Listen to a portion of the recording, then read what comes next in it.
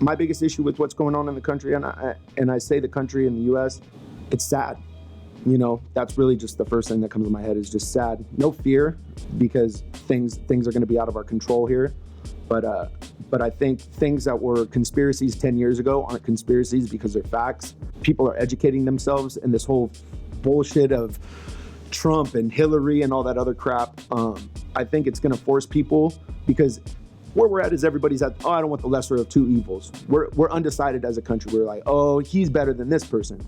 But we can't grow up anymore telling our kids, you could be the president of the United States. No, you have to be an ancestor of somebody that was related to a president or founding fathers fucking hundreds of years ago. So no, you cannot tell your kids anymore, you can make a difference. You could be the fucking president. You can't do that shit no more. I think that is what's scary, is us knowing that there's no hope. And I'm gonna stem back to the focusing on the music, because I feel music is the one thing that actually brings things together. When you think of the Bob Marleys, the Princes, Michael Jackson, perfect. That man had hands across the world. Across the world, people. So I really want that to resonate. Music is the one thing that can bring cultures, races, religions, backgrounds. Even you don't even have to speak, nobody's even got to speak the same language. But the power of music is so strong, and I think they, when I say they, the federal government, whatever the fuck you want to call them, I think they notice that, you know. And when we talk about being conscious minds and having your third eye open, you got to understand that there's frequency conspiracies, and the frequency conspiracies are binary frequencies. So if you guys want to look that up, there's certain frequencies that cause anger, aggravation, and then there's certain frequencies that cause love.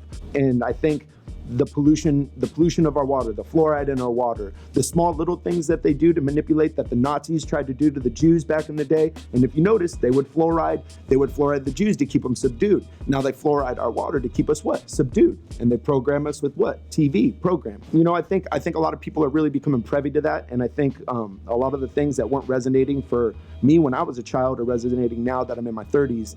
And just as a whole, people, it's scary. It's scary to know all the things that are going against us, especially as a small business owner as well.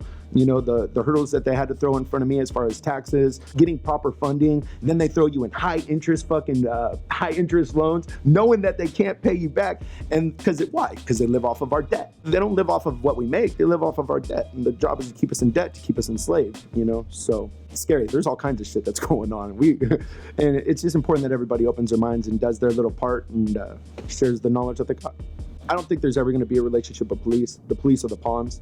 I believe that, look, you go apply for any fucking police job anywhere. They need police officers, which means any fucking Tom, Dick, or Harry off the street can go get a badge and a gun and go on a power trip. And bottom line is, I don't give a fuck about a cop. Bottom fucking line. Like, we need to protect ourselves. And everybody, and I always use this, shout out my boy Daylight. Everybody so quick to bang on another brother, but all of a sudden you got a cop that just killed one of your homies, but you banging online. Like, what, you got walk for it? Bruh, explain to me why that Zimmerman dude is still alive. Like, explain to me, somebody.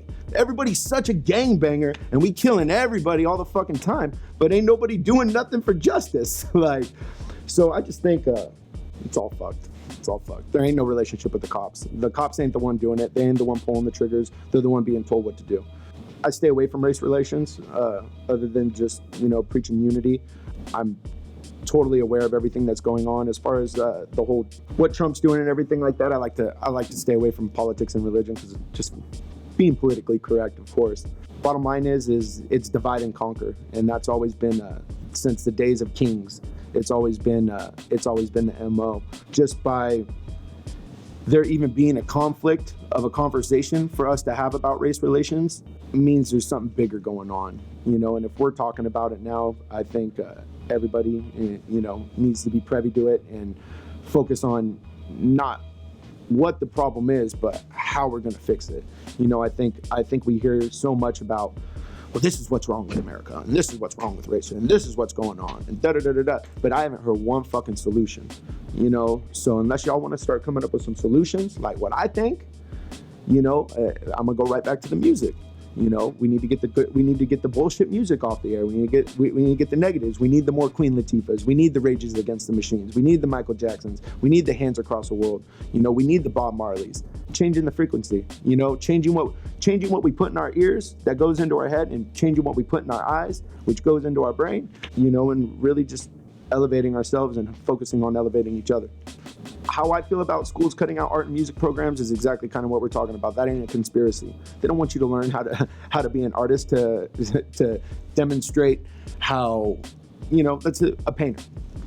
Paints a picture. It's worth 1,000 words, right? If all those 1,000 words are something positive and that can make a positive impact, why would they want you to learn that in school? They don't want you to. They're not cattling us. They're cattling us in school so they can program us, so they can tell us that we're bad at math, so they can tell us what we're good at, and then so we grow up. By the time we're 10 years old, going, oh, I'm bad at math because my math teacher said I was bad at math, you know, which really ain't the case. And when they start taking away extracurricular activities that open up your third eye, that actually open up your mind to another world that's out there, they want to keep us pigeonholed. They want to keep us boxed in. And when I say they, I'm talking about the guys above that, you know, pushing buttons and all the other people that are controlling what we do. To me, Rakim, Tupac, Biggie, Wu-Tang Clan, they painted certain pictures to me that I was able to see. Even though I'm not black, even though I didn't come from New York or wherever they grew up at, I still understood it because they were painting a picture to me. So we get out the car, keep in mind our car wasn't on the road anymore, it was in the ditch. And we look over, we see dude's car, and I'm, you know what I'm saying, I'm fucking pissed. I think I have socks, I don't remember what the fuck, because we were just comfortable. It was a car, like, one minute we were warm as fuck, and then the next minute it was cold, bloody, shit's glasses everywhere. My mom is like hyperventilating, she's driving, so she's hyperventilating. I'm like, you know, we could sit here and hyperventilate, but we should probably see if this woman is okay. There's like 4 or 5 cops pull up to this gas station, and one of our guys who was on the tour is coming out of the gas station, sees the driver, and he's like, hey, what's up? You know, what's going on? What's the deal?